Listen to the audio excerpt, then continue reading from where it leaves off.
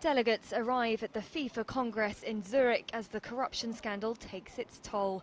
As one of the biggest brands in the world, representing one of the most popular sports, FIFA reaches nearly every corner of the planet.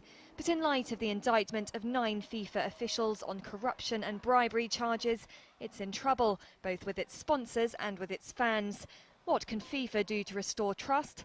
Lois Jacobs is CEO of branding experts Landor.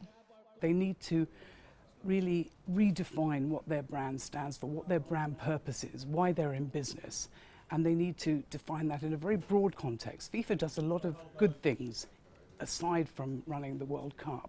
And it's those things that they should emphasize as well. They should talk about their social responsibility and about all the changes that they make to people's lives all over the world.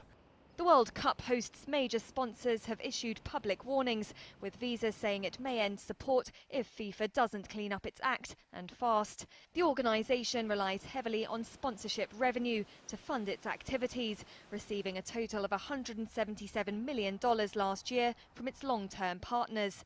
But those sponsors now have leverage. They want to couple their brand with the values of integrity, of truth, of fair play that are inherent to a sporting event. So when those values are damaged, they have to rethink what they're doing. It's the biggest crisis in the body's 111-year history, and it's not just sponsors who are upset. Consumers have been piling on the pressure, taking to social media to boycott FIFA-backed brands.